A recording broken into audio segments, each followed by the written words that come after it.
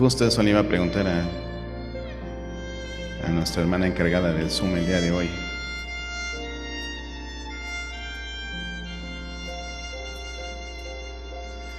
El día de hoy, hermanos, yo le quiero dar gracias a Dios por la vida de todos mis hermanos que tuvieron a bien decir: yo quiero servir, pastor, ¿no? Y se integraron a esta nueva etapa de servicio, y en el área de enseñanza también que estamos empezando con octubre, este último trimestre. Hoy se terminó este ciclo de escuela dominical. Terminaba la semana pasada, pero ya ven que tuvimos fiesta, entonces pues se complicó ahí un poquito. Se extendió el día de hoy. Y el día de hoy se finalizó con con ese periodo de escuela dominical. Vamos a tener 2 o 3 semanas, no recuerdo exactamente cómo quedamos con el responsable de enseñanza, pero van a haber unas 3 semanas en las que no va a haber escuela dominical. Entonces, a partir del domingo próximo, solamente culto de adoración a las 11:30, ¿ok? Lo demás sigue normal. La oración es a las 8 por Zoom, 8 p.m. por Zoom el martes, a las 8 p.m. el miércoles presencial aquí, hermanos. Reunión de jóvenes, es tercer sábado, si hay reunión de jóvenes. El último domingo de octubre, de sábado de octubre, velada de oración, es 29, si no mal recuerdo, 29 de octubre. Y vamos avanzando con las actividades también previas a la época navideña. Ya es Navidad en muchos lugares, ¿no? En las tiendas sobre todo.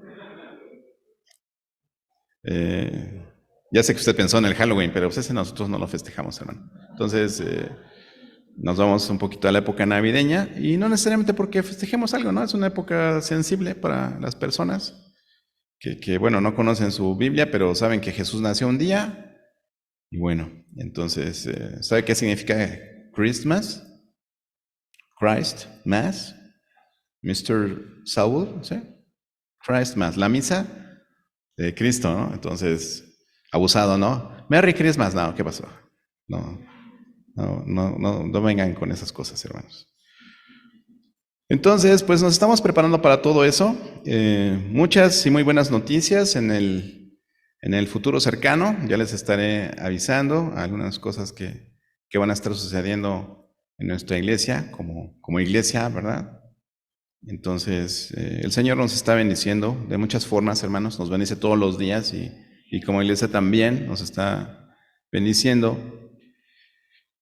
¿Y qué les digo, no? Si ya se asomaron a ver la obra de los baños, bueno, ahí vamos avanzando. Esta semana que viene van a ver un avance muy importante. Digo, nos encontramos ahí varios obstáculos en el camino. Ya se salvaron, afortunadamente, y bueno, ya se ve el avance, ¿no? Entonces, gracias a Dios por ello. Y gracias a Dios por todos ustedes. ¿No te habías saludado, Lulu, verdad? Hola. Lulu Jurado, muy bien. Vamos entonces a empezar con la predicación del día de hoy, hermanos. Gracias a Dios porque la semana pasada muchos hermanos de aquí salieron confrontados con la palabra de Dios. Muchas personas de aquí salieron confrontadas con los testimonios de los hermanos. Así es que, ¿cómo es posible? Pues, oye, ¿de dónde rescató el Señor a este hermano, no? A esta hermana. Y yo sé que tú tienes una versión de los hechos, como decía hace 8 días, y que sería bueno que la compartieras, ¿no? Entonces, prepárate para los siguientes meses, acércate. Pastor, a mí me gustaría compartir mi testimonio. Y el primer domingo de cada mes vamos a estar compartiendo un testimonio, o 2 testimonios si da oportunidad. Entonces, gracias a Dios por su amor, gracias por su misericordia para todos y cada uno de nosotros. Mi nuera nos daba un testimonio en algún momento, ¿no?, acerca de mi hijo mayor, Hugo Iván. Y mi hijo andaba preocupado en algún momento, ¿no? Porque cuando le dijeron lo mismo que yo les digo a ustedes, ¿no? Oye, prepara tu testimonio de salvación, ¿no? Y él decía, es que, pues a mí Dios no me rescató de ningún lado, ¿no? O sea, siempre en la casa, ¿no? Y ya como son los cristianos, ¿no? De repente. Eso de que van a la iglesia y eso de que no se juntan con el mundo y todo eso, ¿no? No es que se me ponga yo de buen ejemplo, pero mayormente procuramos hacerlo, ¿no? Y entonces, hablando con mi nuera, ¿no? Ella le dijo, no, pues es que precisamente ese es tu testimonio, ¿no? Que Dios te guardó de todo eso. Y qué hermoso saber que nuestros hijos, hijos de cristianos, no de cuna cristiana ni de casa cristiana, las casas no son cristianas, hermanos. Las casas son de cristianos. Ok, entonces, gracias a Dios por esos testimonios, ¿no? Porque hoy en día, digo, la mayoría de nuestros niños el día de hoy, la mayoría de nuestros jóvenes, pues nacieron en hogares de cristianos. Y el testimonio es ese, que el Señor les ha guardado de toda la corrupción o de mucha de la corrupción. Eso no quiere decir que no hayan tenido tropiezos ni fracasos en su vida como creyentes, ¿no? Por supuesto, todos los tenemos. Y el que diga aquí soy perfecto, pues, que pase al frente, ¿no? Bueno, yo pasé al frente porque me tocaba predicar, ¿no? No porque yo sea él, ¿no? Pero gracias a Dios, hermanos, gracias a Dios, y cada semana debemos estar agradeciendo, cada día, cada mañana, porque de verdad, a todos el Señor nos ha rescatado. Sea de un lugar para ponernos en su presencia, en su pueblo, o sea, rescatarnos de todo lo que está sucediendo y que no nos deje ser tocados por ello, ¿no? Que es el caso de nuestros hijos, ¿no? Y oremos mucho por nuestros pequeños, por nuestros niños, por nuestros adolescentes, por nuestros jóvenes. Ustedes saben que yo les he comentado que pues son nuestra área más vulnerable en la iglesia, ¿no? En mi experiencia, en las iglesias donde yo he podido congregarme, siempre los jóvenes hemos sido el motor de las iglesias, porque son los que tienen la energía, el ánimo, la fuerza, ¿no?, para ir. Y en los mayores está la experiencia, está la enseñanza, el preparar a otros, ¿no? Hay muchas cosas que hacer en la iglesia, ¿no? Ni porque sea usted muy joven, ni porque sea usted muy anciano, se libra de servir, ¿no? Y yo he hablado con varios hermanos, ¿no?, que también ya siendo adultos mayores, dicen, no, pues es que ya soy un inútil, ¿no? Es que ya no sirvo para nada, es que ya no puedo hacer nada. Pero ciertamente si tienen un teléfono en la mano, yo les digo, ¿no?, háblele a sus hijos, háblele a sus nietos, ¿no? Es que no puedo caminar, no, pues que le pasen el teléfono, ¿no? Hábleles, anímelos, léales un pasaje de la Biblia, exhórtenlos. Hay tantas cosas que podemos hacer. Y no nada más a los de tu familia, ¿no?, sino también a otros. Porque hemos estado hablando del amor genuino, hermanos. Y en algún momento también ya dijimos toda la importancia que tiene el amor, ¿no? Toda la importancia que tiene el amor desde el punto de vista que nosotros lo estamos manejando, el punto de vista bíblico. El amor no es un sentimiento, ¿no? El amor es acción, hermanos. El amor es dar, también vimos, ¿no? Amor es sinónimo de dar.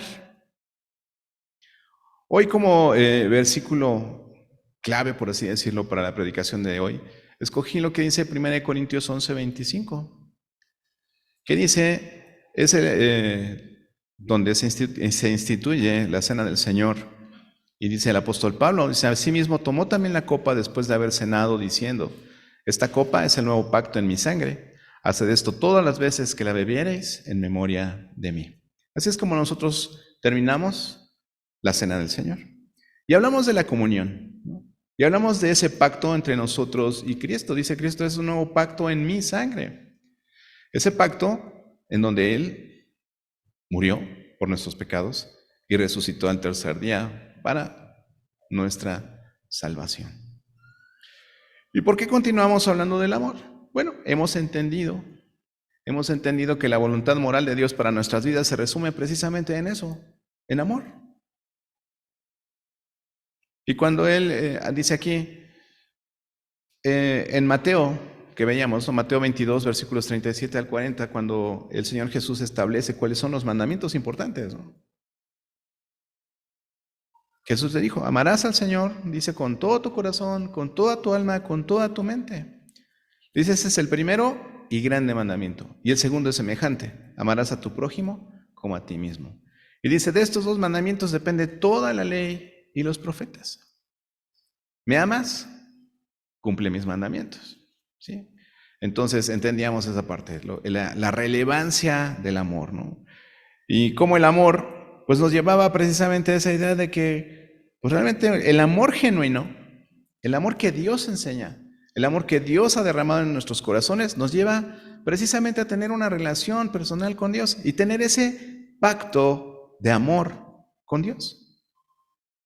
Porque tenemos claro que Dios es un Dios de pactos. Dios es un caballero, ¿verdad? Siempre nos ofrece pactos. En la humanidad ha habido diferentes tipos de pactos con diferentes personajes bíblicos, ¿no? Hablamos de pactos, hablamos de compromisos. Y sabemos que Dios es fiel a todas y cada una de sus promesas. Y este pacto del que habla el Señor Jesús, ese nuevo pacto en su sangre, pues habla de ese nuevo pacto con Dios que nos compromete a nosotros a creer su palabra y a obedecerla. ¿De qué se trata el creer? Bueno, pues creer en la palabra de Dios y estar en contacto constante con ella, decíamos, porque eso nos perfecciona. El estar en contacto con la palabra de Dios nos perfecciona, nos transforma, es el objetivo de la palabra de Dios. Entonces creemos en la palabra de Dios y obedecemos sus mandamientos, ¿no? Decíamos al leer Juan 14:15, ¿no? Si me amas, guarda mis mandamientos. Y esa pregunta, ¿no?, que ha estado resonando en estas predicaciones es, ¿me amas? Guarda mis mandamientos. ¿Y cómo los vas a conocer? Leyendo tu Biblia. Leyendo tu Biblia. No haciendo tu primera comunión, no aprendiéndote 10 mandamientos, ¿no? Realmente los mandamientos de Cristo son muchos. Son muchos. Y obedecer los mandamientos del Señor nos lleva a ser santos, a buscar la santidad de nuestras vidas, sin la cual, dice la Biblia, nadie verá al Señor. Y todo esto nos llevaba a un punto con el que abundamos la semana pasada, ¿no? El servir. Porque si amar es dar, dar tiene que ver con servir. Darnos a nosotros mismos. Y una vez más aludíamos a Pedro, ¿no? ¿Me amas, Pedro? Apacienta mis ovejas. Pastorea mis corderos, ¿no? ¿Qué vas a dar de ti? ¿Qué vas a dar de ti a tu prójimo? Entonces, decíamos, el amor al prójimo entonces se resume en servicio, en yo dar a mi prójimo. Y mencionamos esta frase que me gustaría que te la quedaras, ¿no? Porque a mí también me gustó mucho, ¿no? Mencionamos a una hermana, Amy Carmichael, que dice que uno puede dar sin amar, pero no es posible amar sin dar. Si amas, tienes que dar algo, ¿no? Y el Señor nos puso el ejemplo. Revisábamos Juan 3:16, porque de tal manera amó Dios al mundo que dio a su Hijo unigénito. Entonces, amar es dar. Pero ¿cómo amo a mi prójimo? Justo estamos hablando de nuestra hermana Alicia, ¿no? Podemos encontrar diferentes hermanos con diferentes tipos de necesidades. ¿Cómo amo a mi prójimo? ¿Cómo puedo poner en práctica realmente ese amor genuino de parte de Dios? Decíamos, la respuesta es dando. Pero es que yo no tengo dinero, yo no tengo cosas materiales, ¿no? ¿Y quién te dijo que eso es lo único que puedes dar? Tú puedes hacer una llamada, darle consuelo a alguien, darle un consejo, darle una orientación, leerle un pasaje de la Biblia. A veces tú dices, le voy a leer este pasaje a un hermano, ¿no? Porque me parece que está pasando una necesidad, ¿no? O simplemente le compartes a alguien, oye, el salmo que leímos hoy, fíjate que me gustó mucho esta parte, ¿no? Y no sabes la necesidad que tiene la otra persona. Muchas personas me han hablado o me han escrito algún mensaje porque dicen, oye, es que el devocional de hoy, bueno, parece que estabas hablando de mí, ¿no? Y yo así de, pues gloria a Dios, ¿no? Habrá quien escucha la predicación y dice, ay, pues el Señor me habló. Yo espero que tu actitud sea, oye, ¿cómo le habló el Señor al hermano Jacinto, no? Era para él la predicación, ¿no? Yo espero que te lleves lo que te toca a ti, ¿no? Y no a otra persona. Pero, ¿cómo amo a mi prójimo? Dando, sí, ¿cómo? ¿Qué le doy? ¿Qué necesita? ¿Cuáles son las necesidades de mi prójimo?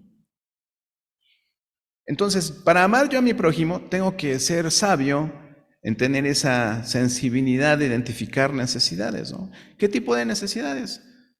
Bueno, amar a mi prójimo significa entonces atender sus necesidades Si el mandamiento dice que lo tengo que amar como a mí mismo, pues tengo que ser sabio para atender sus necesidades tal como busco atender las mías. Si yo tengo hambre, yo puedo preguntarle a mi prójimo, oye, ¿tú tienes hambre? Si yo me estoy comiendo mi torta de tamal y pasa alguien y no le invito a torta de tamal, bueno, pues es porque estamos en pandemia y ni modo que le muerda a mi torta, ¿no? Pero le puedo decir, vete por tu torta de tamal, ¿no? Y darle, ¿no? Y darle dinero para la torta, porque si no equivale a darle la palmada y que Dios te bendiga, ¿no? Entonces, tenemos que identificar esas necesidades, ¿no? Tenemos que identificarlas, porque si nosotros las tenemos que buscarlas en los demás. Y podemos encontrar diferentes tipos de necesidades, ¿no? En primer lugar, son las que más nos saltan a la vista porque decimos, no, pues tienes hambre, tienes sed, necesitas zapatos, ¿no? Ya viste el hoyo de la suela del pastor, ¿no? Pues hay que hacer la vaquita para comprarle los zapatos, no sé. Sí sería bueno, ¿no? Pero no. Primero, las necesidades físicas, ¿no? Es en lo que todos pensamos en primer lugar. Tengo una necesidad física, comida, vestido, techo, ¿sí? Dice en Santiago 2, versículos 15 al 16, si lo quieren buscar o lo anotan. Dice, y si un hermano o una hermana están desnudos y tienen necesidad del mantenimiento de cada día, y alguno de vosotros les dice, id en paz, calentados y saciados, pero no les das las cosas que son necesarias para el cuerpo, ¿de qué les aprovecha? Entonces, si identificas una necesidad física, atiende esa necesidad física. Tienes que ver primero las tuyas, ¿no? Y entonces vas a poder identificar las de otros. Si tú buscas satisfacer tus necesidades físicas, pregúntate, oye, ¿y el hermano fulanito? Como el pariente de vos, ¿no? Hey, tú, fulano, ¿qué necesitas, no? Puede identificar sus necesidades también y ayudarle a suplirlas, ¿no? Pero ¿y cómo vas a saber qué necesidad tiene, no? Si no lo conoces, si no lo saludas, si aún en la bienvenida que te dicen saluda a los que no conoces, no los saludas, pues no vas a saber mucho menos qué necesitan.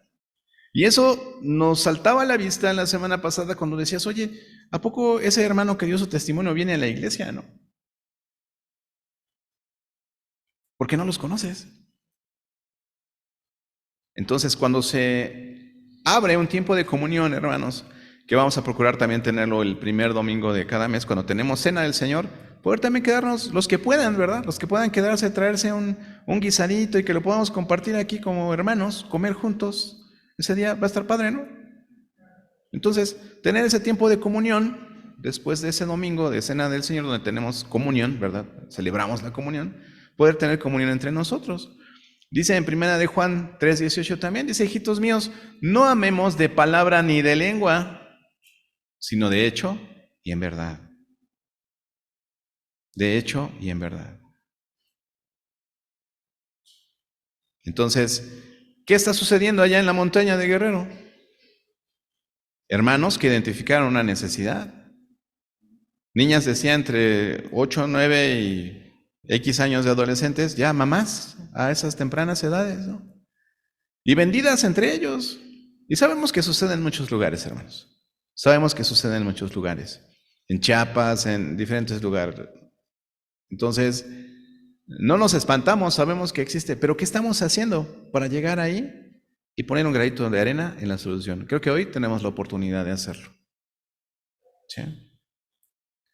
Necesidades físicas. Es algo muy trillado con lo que nos enfrentamos día con día. Y si tú tienes una necesidad, si tú detectas en ti una necesidad material, ve por los demás. ¿De quién más podría tener esta necesidad? Y otra de las cosas, yo siempre les he enseñado, hermanos, que así como necesitamos ser humildes, ¿verdad? En el dar, también tenemos que ser humildes en el recibir. Porque a veces, porque nos da pena, a veces porque, ¿no? ¿Qué van a decir de mí? No manifestamos una necesidad. Y hemos dicho, y vamos a seguir diciendo, y el día de hoy vamos a hablar al respecto también, que como familia tenemos que aprender a satisfacer nuestras necesidades entre nosotros. Pero debemos tener esa confianza, debemos tener esa humildad de decir, hermano, hoy por poco y no vengo porque no tenía para el camión. Pero si tú no me lo dices, no.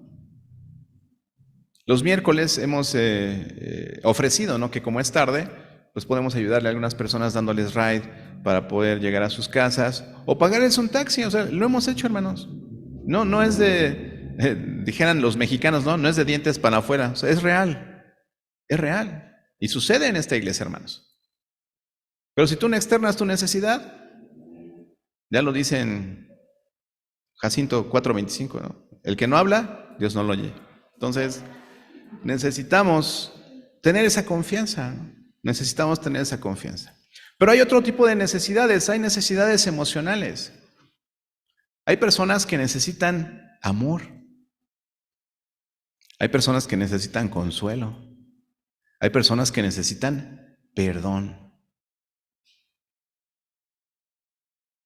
¿Y cómo hacemos eso? Bueno, a veces decirle a las personas que alguien las ama, eso puede evitar incluso que se suiciden, o que vivan en depresión, o que vivan en ansiedad. Hacer sentir a una persona el amor de Dios es la mejor manera de amarlos. Decirles, Dios te ama. Cuando una persona se encuentra en ese punto de decir, me voy a quitar la vida, principalmente es porque cree que no le interesa a nadie, cree que su vida no vale nada y que a nadie le importa lo que pase, ¿no? Entonces, cuando lo confrontas a la realidad de que el valor de cada uno de nosotros es la sangre de Cristo, es un valor altísimo, hermanos. Es un valor altísimo. Y díselo a quien tú quieras, porque Cristo vino a morir por todo el mundo. De tal manera amó Dios al mundo, no a los escogidos de aquí ni a los escogidos. Dios amó a todo el mundo, que dio a su Hijo unigénito, dice, para que todo aquel que en él cree no se pierda. Él murió en esa cruz por ti, por mí y por quien tú estás pensando. Seguramente conoces a alguien que intentó suicidarse, etcétera, que estuvo a punto de morir, no sé. Necesitamos decirles que Dios les ama. ¿Sí? Pero recuerden que ese no es el mensaje realmente es que se reconcilien con Dios, porque tienes un problema con Dios. Dios te ama, pero Él quiere que te reconcilies con Él, que te pongas a cuentas con Él, ¿no? Entonces, ¿qué vamos a hacer? Pues informarles que su alma vale precisamente la vida de Jesucristo, quien se entregó a sí mismo en sacrificio por ellos. Y es lo que dice precisamente lo que les decía Juan 3:16. Dice en 2 de Corintios capítulo 1, los versículos 3 y 4, bendito sea el Dios y Padre de nuestro Señor Jesucristo, dice, Padre de misericordias, Dios de toda consolación, el cual nos consuela en todas nuestras tribulaciones, para que podamos también nosotros consolar a los que están en cualquier tribulación, por medio de la consolación que nosotros somos consolados por Dios. Dice también el apóstol Pablo en algún pasaje, ¿no? Si alguna consolación, dice, has encontrado en Cristo, ya sabemos para qué nos sirve. Dios, es que no entiendo por qué tuve que pasar por todas estas circunstancias, pero ya salí de ellas, ¿no? Aleluya, amén. ¿Hay alguien que también está en esa situación? ¿Hay alguien que está en esas circunstancias? ¿Y tú, que ya pasaste por ahí, en victoria o en derrota, como hayas pasado, ya saliste, pero aprendiste, ¿no? Al final, seguramente dijiste, bueno, pudo haber sido mejor si hubiera hecho esto, y tomé el peor camino, ¿no? O al revés, salí victorioso porque hice lo que Dios me enseñó que tenía que hacer. Y eso tú se lo puedes transmitir a alguien más. Alguien que está en esa misma situación. Y hablamos de diferentes circunstancias, hermanos. Dijimos consuelo, dijimos perdón, dijimos ánimo, ¿no? Ánimo, amor. O sea, ¿cuántas personas hay? Como una de las pequeñitas que daba su testimonio ahorita en el video, ¿no?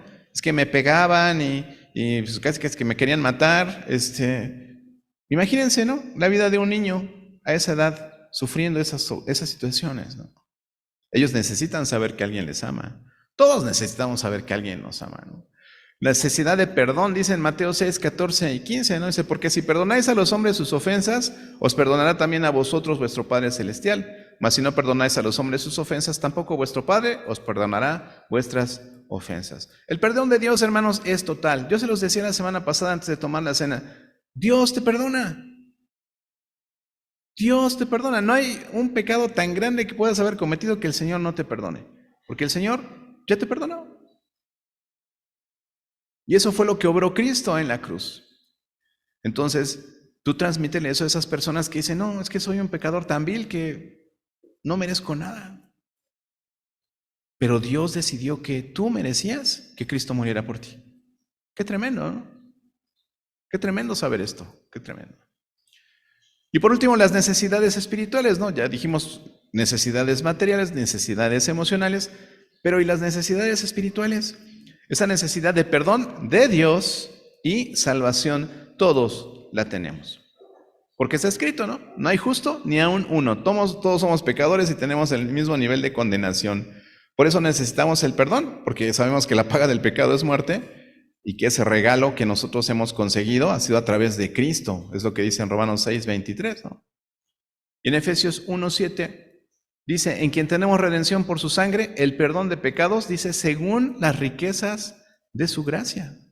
Solo por su gracia hemos podido ser perdonados y eso también nosotros tenemos que transmitirlo a los demás. Porque no sabes cómo vive, no es que me va a rechazar, no es que me va a decir una grosería, no es que, bueno, eso ya lo tienes asegurado. Lo peor, o más bien, lo mejor que puede pasar es que lo lleves a reaccionar y diga, es cierto, Dios me ama, ¿no? Es cierto, Dios me perdona. Muy bien, pues nuestro mensaje a nuestro prójimo es muy sencillo y es lo que siempre hemos mencionado aquí, que es nuestro mensaje, ¿no? Reconcíliate con Dios. Y lo vemos en 2 Corintios 5, del 17 al 21.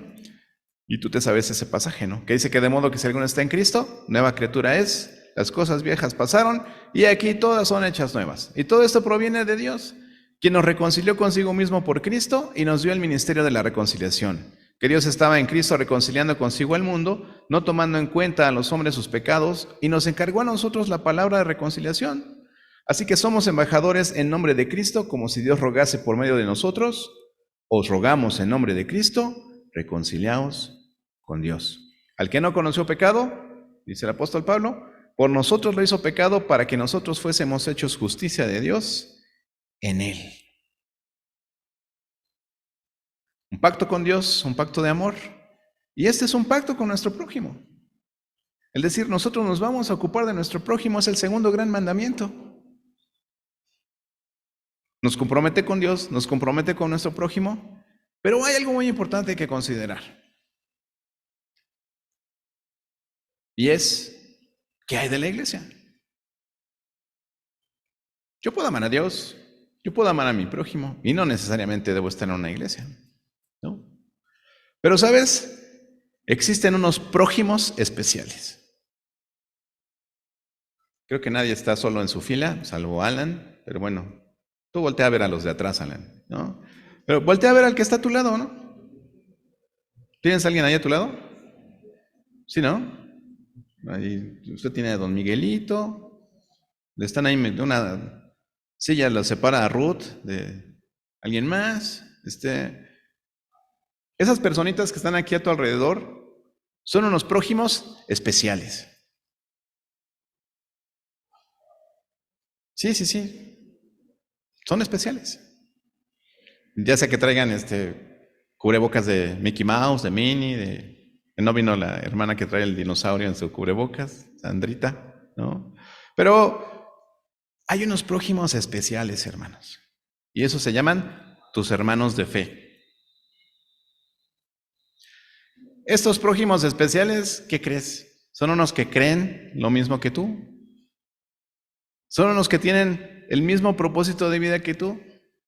Se esfuerzan en alcanzar las mismas metas que tú. Esos prójimos especiales que tú tienes se llaman tu iglesia local. Y esta es tu iglesia local.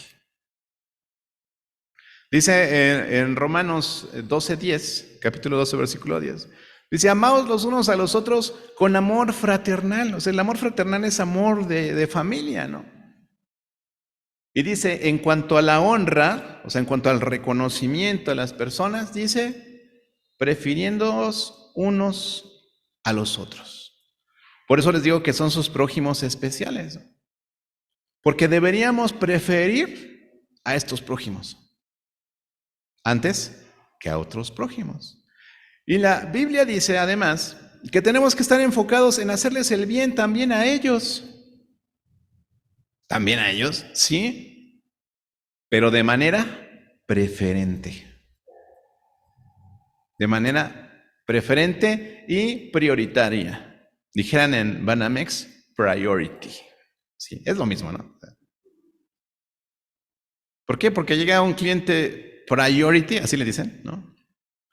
Y así haya 100 mexicanos en la fila, ¿no? Los que dijeron, ¿no? 100 en la fila, el priority pasa directo, ¿no? O si tienes tu club de fanático del Cinépolis, pasas primero a la fila de los dulces, ¿no? Entonces, se trata de un trato preferente a tus prójimos que tienes aquí, ¿sí? A los que ves. Esos son tus prójimos especiales, son tus prójimos priority. Son los que tienen membresía, ¿no? Y no es de la tarjetita verde, es membresía de la iglesia local. Dice que tenemos que estar enfocados en hacerles bien. Es lo que estábamos viendo, ¿no? Dice en Gálatas 6, precisamente, versículos 9 al 10, dice, no nos cansemos pues de hacer el bien, o sea, no te canses de hacer el bien. Si ya lo hiciste una vez, vuelvo a hacer, es que ya le ayudé una vez, pues ayúdale otra vez, es que ya le ayudé 2 veces, pues ayúdale 3, ¿no? Porque son tus prójimos preferenciales, ¿sí? Dice, porque a su tiempo segaremos si no desmayamos. Así que según tengamos oportunidad, hagamos bien a todos, y mayormente, ¿a quiénes?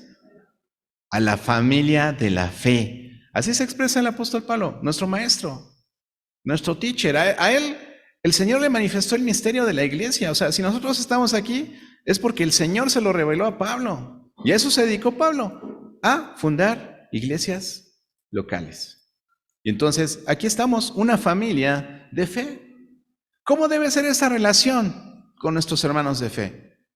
Y este versículo te suena muy conocido, ¿no? Hebreos 10, 24 y 25.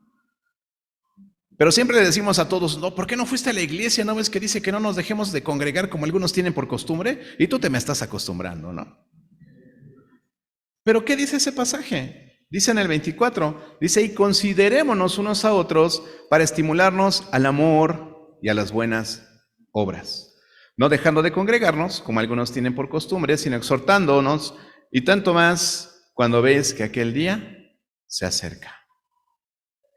Pero hoy vamos a reflexionar en el versículo 24, hermanos, porque estamos hablando del amor, y porque estamos hablando del amor a Dios, porque estamos hablando del amor al prójimo, pero hoy es importante que hablemos acerca del amor a nuestra iglesia. Y la iglesia no es este techo, ¿no? La iglesia es tu prójimo preferencial que tienes ahí al lado. Esa es la iglesia. Esa es la iglesia. Dice considerar. Considerémonos unos a otros para estimularnos al amor y a las buenas obras.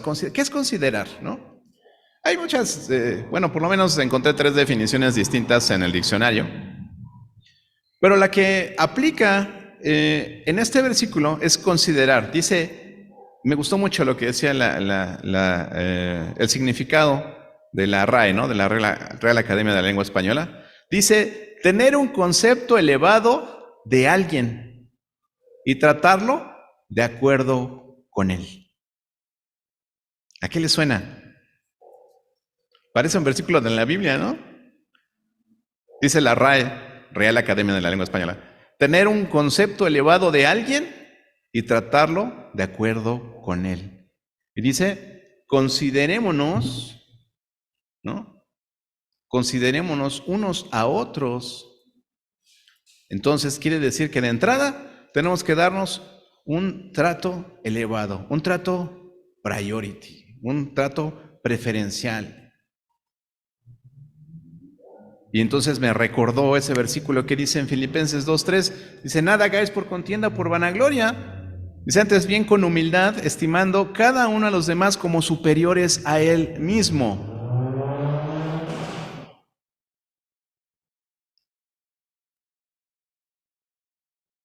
Si no es el de los esquites, es el de los colchones, si no, ¿no? Pero eso es considerar. Tratar a una persona teniéndola en un concepto alto, en un lugar de honra. Entonces, tu hermano que está al lado es superior a ti, déjame decirte. Pero si yo tengo doctorado, pastor, ¿no? No, eso no le importa al Señor. Y el que quiera ser primero, el Señor dice que tiene que ser el último. Si quieres ser como Cristo, eso no te sirve. Bueno, entonces eso es considerar.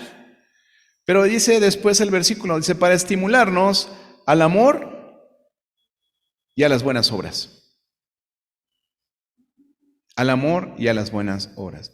¿Qué es estimular?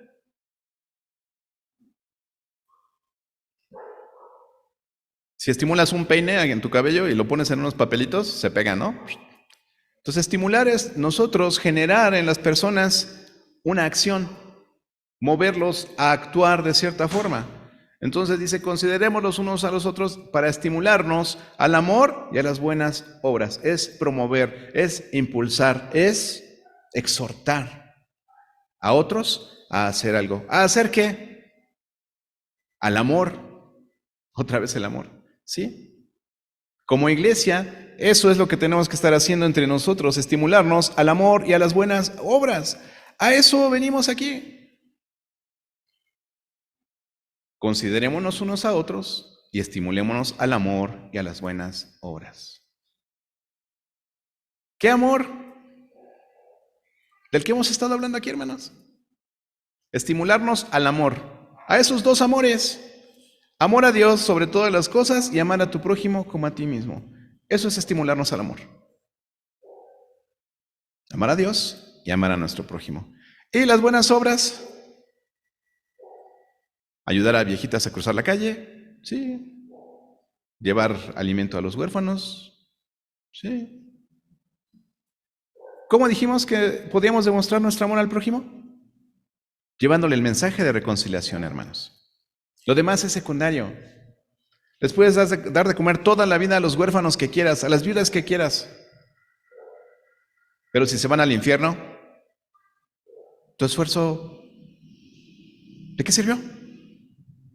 Por eso no tenemos que perder nuestro enfoque, hermanos. Nuestra hermana Sara podría estarnos pidiendo el día de hoy, no sé, mucho dinero, ¿no? Para darle de desayunar a los niños de San Juan Nochistlán. O llevarle despensas a la gente del Rancho Ramírez. Sí, ¿no? Seguramente hay necesidad.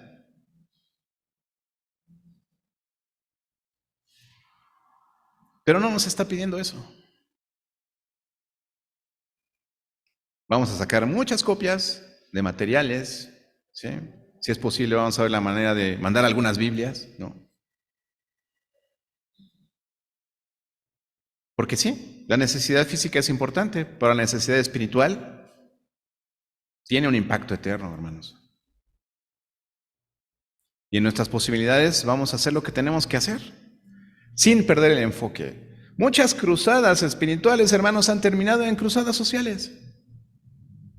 Porque dices, es que fui a predicar el Evangelio, pero no tienen que comer. Es que fui a predicar el Evangelio, pero no saben leer. Es que fui a predicar el Evangelio, pero necesitan abrigo.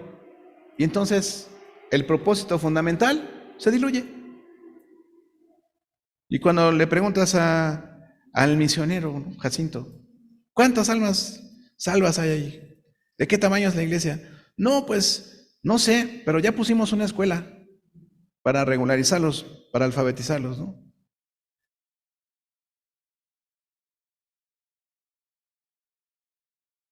Hay hermanos, como nuestros hermanos Laredo, que estudiaron en un seminario, ¿verdad? En un instituto que se llama de Nuevas Tribus, donde les enseñan cómo involucrarse con etnias, en donde ni siquiera hablan español, o sea, donde no hay Biblias, ¿no? Sin embargo, ellos estudian la forma de transmitirles el mensaje de salvación. Entonces, Dios obra de diferentes formas para poder llevar el mensaje de salvación a las personas. Al amor y a las buenas obras. Esas son las obras, hermano, que Dios preparó de antemano para que anduviésemos en ellas. Esas obras de valor eterno, esas obras que te van a dar coronas en el tribunal de Cristo. Nada más oye un amén, hermana. Gracias a Dios por tu corona. Pero, hermanos, eso es lo que tenemos que estar ocupados, ¿no? Esas son. Entonces, dice el pasaje, considerémonos unos a otros y estimulémonos al amor y a las buenas obras. Eso es lo que tenemos que estar haciendo entre nosotros, hermanos. Eso es lo que tenemos que estar haciendo. Porque como iglesia, esa es nuestra misión. Esa es nuestra misión. No sé, ¿conoces la misión de nuestra iglesia? ¿No? ¿No? Ni Lulú, ni Leti. A ver, ¿quién le dice a nuestros hermanos cuál es la misión de la iglesia Siervo Fiel? Crit, crit. Ajá. No, no, el martirio es onda del pastor. ¿No? A ver, Gloria. A ver, Gloria.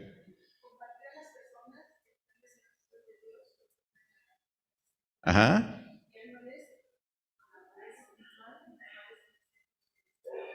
Oh, aplausos, aplausos. Sí. Esa es la misión de Siervo Fiel. ¿La inventó la hermana Gloria? No. ¿La inventó el pastor? No, tampoco. Es algo derivado de la Escritura, hermanos. Nuestra misión como iglesia es compartir a las personas el plan de salvación conforme a la Biblia, en primer lugar. Guiarles a la madurez espiritual, en segundo lugar. Y en tercer lugar, formarles como siervos fieles a Dios. Y eso implica 4 cosas, ¿no? Evangelizar, es compartirles el Evangelio. Y de acuerdo a la Biblia, de acuerdo a la Biblia, no a lo que a usted se le ocurra, a lo que dice en la Biblia. Discipularles, es enseñarles, ¿no? De esa manera les guiamos a la madurez espiritual. ¿Para qué la escuela dominical? Bueno, queremos que seas maduro espiritualmente, ¿no? Entonces tenemos que crecer en el conocimiento de la palabra. También entrenamiento y servicio, formarles como siervos fieles a Dios, ¿no? ¿Quién es un siervo fiel a Dios? Al que no le tengo que llamar para que se congregue, el que no le tengo que llamar para que ofrende, el que no me llama para decirle, para pedirme que ore por su enfermo, por su muerto. ¿Por qué? Porque él sabe que lo puede hacer. Sabe que su oración es tan poderosísima como la que puede hacer su humilde servidor público, aquí yo, ¿no? Entonces eso de que me traigan, con todo respeto, ¿verdad? Que me traigan al niño para que oremos por él y para que sane, el espíritu que vive en mí, hermano, vive en ti. Y es así de poderoso, ¿no? Entonces, ese es el siervo fiel. Que el que ofrenda, que sin que le pique las costillas, acuérdate tú que no sabías que era de la ofrenda, no es para ti, ¿ok? Pero cuando tú estás consciente de que la obra de Dios es para cumplir la misión y el propósito de Dios, entonces todo eso fluye porque tú eres parte de la chamba, eres parte de la obra de Dios. No con tristeza, no por necesidad. Entonces, cuando hablamos acerca de la misión de la iglesia, entonces te empiezas a involucrar con, bueno, ¿y qué es eso de ser miembro de la iglesia, no? Bueno, para ser miembro de la iglesia de Cristo, pues necesitas básicamente ser salvo, ¿no? Tener seguridad de salvación. Claro, nosotros hablamos de cumplir con las ordenanzas, porque la Biblia dice, ¿no? Que si eres salvo, tu primer paso de obediencia delante del Señor es bautizarte. Pero si ya me bautizaron de chiquito, ¿tú decidiste bautizarte? No, ¿verdad? No, yo tampoco, ¿no? Entonces, el otro día estaba escuchando a un sacerdote de cierta religión que decía, nosotros sí bautizamos niños, ¿no? Yo decía, pues ya lo sé, ¿no? Dice, ¿y por qué el Señor Jesús se bautizó hasta los 30 años? Pues porque cuando estaba chiquito no había quien lo bautizara. Ya sé.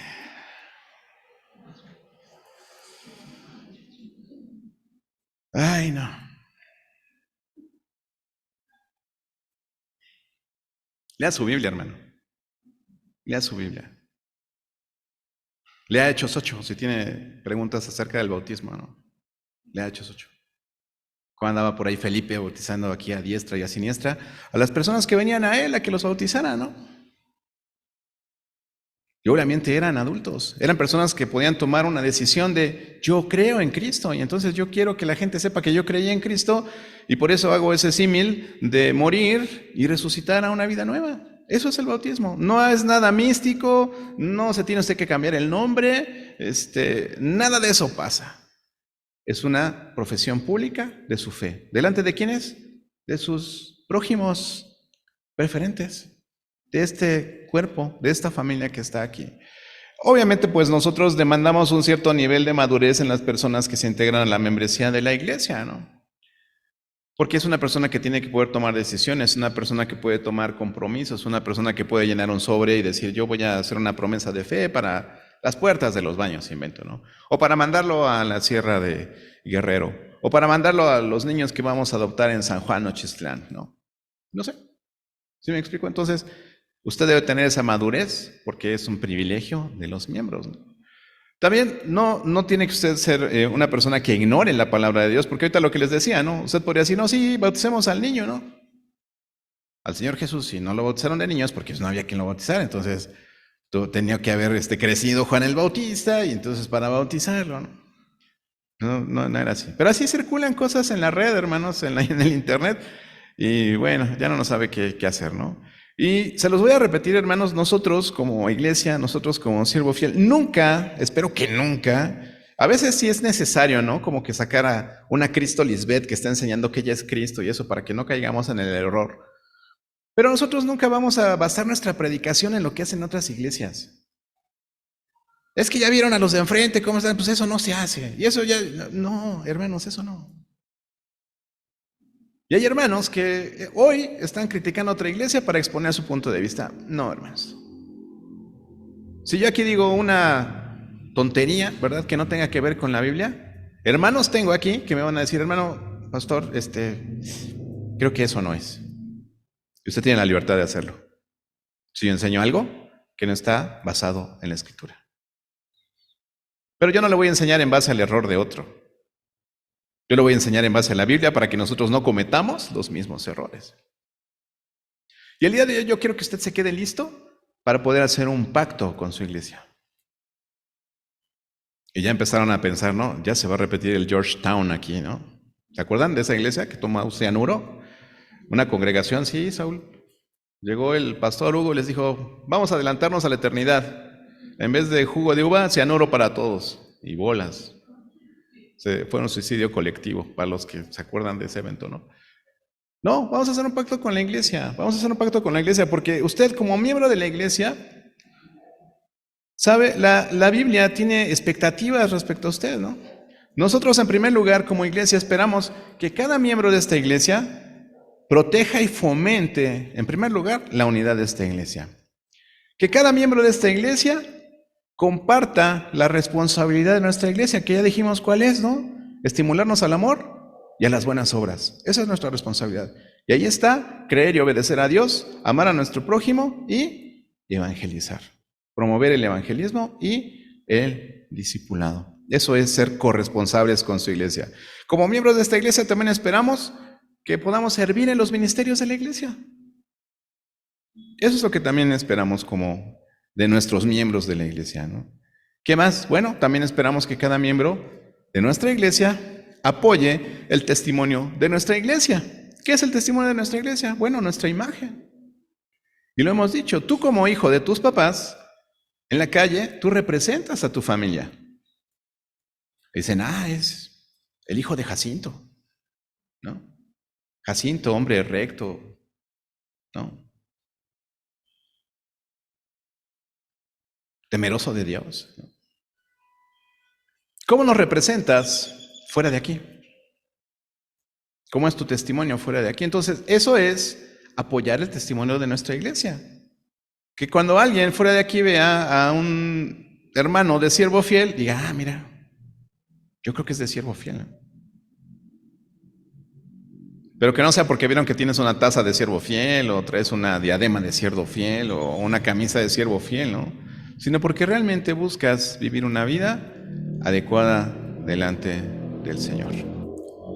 Entonces, como acaban las piñatas y tu tiempo se acabó, no voy a extender más el día de hoy este tiempo. Alguien me preguntaba, ¿no? Oye, avísame cómo va a estar el programa, ¿no? Para organizar mis actividades. Decía, no, pues es que la semana pasada fue especial, yo los invité a una boda, ¿no? Ustedes son los que dijeron, aquí es Harakiri. Ustedes dicen 3 horas, 3, 5, ¿no? Ahí para todo eso. Gracias a Dios, hermanos, por este tiempo. Quédese con ese pasaje en su mente. Nos congregamos para eso, hermanos, para estimularnos al amor y a las buenas obras. Y el ser miembro de la iglesia nos lleva a pensar en hacer un pacto con nuestra iglesia. Así como tenemos un pacto con Dios, y así como tenemos un pacto de amor también con nuestro prójimo, y estamos comprometidos con satisfacer sus necesidades de las que hablamos el día de hoy, materiales, emocionales y espirituales, también tenemos un compromiso con nuestra iglesia. Y tenemos un compromiso preferente. Tenemos un compromiso prioritario. Ya no dije priority, pero es prioritario, ¿no? Tenemos ese compromiso prioritario con esas personas que están a su alrededor, hermano. No es que somos una secta, no es que somos un club particular, no. Pero los que nos comprometemos con la iglesia, los que hacemos un pacto con la iglesia, tenemos esas marcas de amor, esas marcas de servicio, donde nos consideramos los unos a los otros, donde nos vemos con preferencia, nos vemos con honor los unos de los otros, y no nos vamos de aquí hablando del hermano que se comió los tamales primero, ¿no? Hablando del hermano que no sabe hablar, que no sabe leer, que se equivocó. No, hermanos. Si ubicaste esa necesidad, ¿qué tienes que hacer? ¿Juzgarla? ¿Criticarla? Dijo mi hermana, orar. ¿Será suficiente? No, ¿verdad? Si yo veo a un hermano que lee mal, yo me he dado cuenta, algunos hermanos leen mal porque tienen mala vista. Y no se han dado cuenta que necesitan un examen de la vista y necesitan unos lentes. Me ha pasado. De repente me ponen el atril un poquito más abajo y ya mis telescopios no alcanzan a ver la letra y se me olvida, ¿no? Bueno, no es que se me olvide, no alcanzo a leer. Entonces, yo deduzco que algunos a veces no tenemos una buena lectura porque no tenemos una buena vista. Y si algunos no leen bien porque no leen suficiente, mucho ojo, ¿eh? La mejor manera de aprender a leer, ¿cómo es? Decíamos, ¿no? La mejor manera de aprender a orar es... Entonces es lo mismo, hermano. Lea en voz alta en su casa. Si es la Biblia, gloria a Dios, ¿no?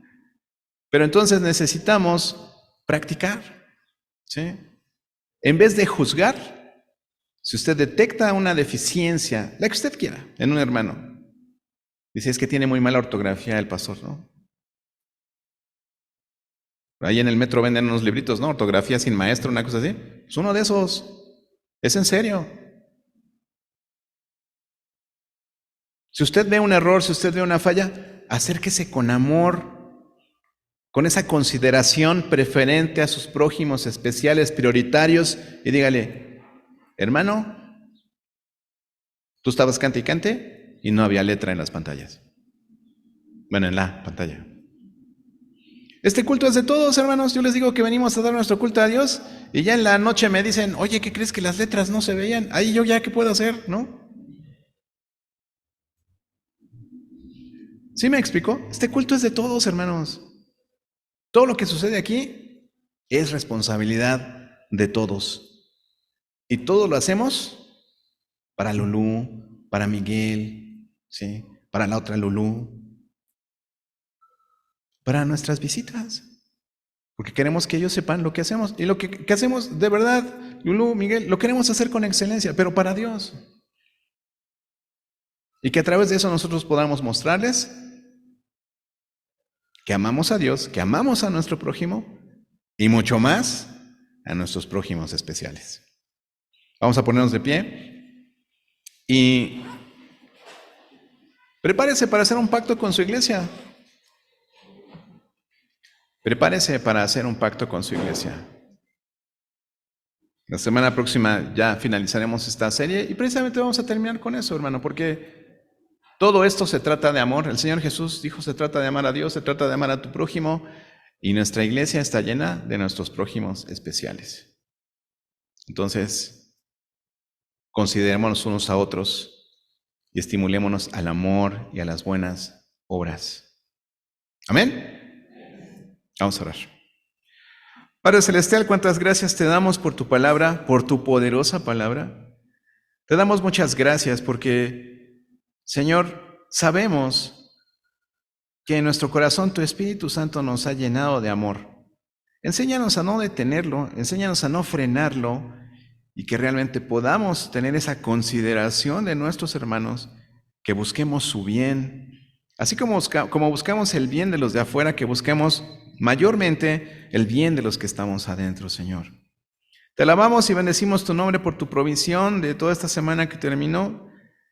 Te agradecemos porque confiamos en que tu provisión esta semana llegará, porque es tu promesa, que si nosotros buscamos tu reino, tú nos darás todas estas cosas que necesitamos. No lo que queremos, Señor, no lo que deseamos, sino lo que necesitamos, porque tú tienes cuidado de nosotros. Gracias, Padre, porque entendemos que tenemos un pacto de amor contigo, porque tú nos amaste primero. Gracias porque entendemos que tenemos también un pacto de amor con nuestro prójimo y tenemos que velar por sus necesidades materiales, por sus necesidades emocionales, sus necesidades espirituales prioritariamente. Pero sobre todo, tenemos que amar a nuestros hermanos en la fe, tenemos que preferirles, tenemos que exhortarles, animarles precisamente a ese tipo de amor que tú nos enseñas y a las buenas obras. Gracias, Padre, gracias por tu palabra, gracias por la vida de cada uno de mis hermanos. Seguimos poniendo al bebé Caleb en tus manos, rogándote que tú traigas sanidad a su vida, que tú le permitas, Señor, seguir creciendo y ser el gozo de su familia. Te pedimos que fortalezcas el corazón de Alicia y de su esposo Enías y que a través de esta situación que ellos están pasando puedan ver tu mano poderosa ayudándoles, levantándoles, sustentándoles y que esto les acerque a ti, Señor. Te rogamos por esa familia, Padre, y también te rogamos que tú nos des una buena semana, que nos permitas tener vida, tener trabajo, que nos protejas. Y gracias, Señor, por tu fidelidad en todas las áreas. Gracias en el nombre de Jesús. Amén. Permanezca de pie, vamos a entonar otro himno y vamos a despedirnos el día de hoy.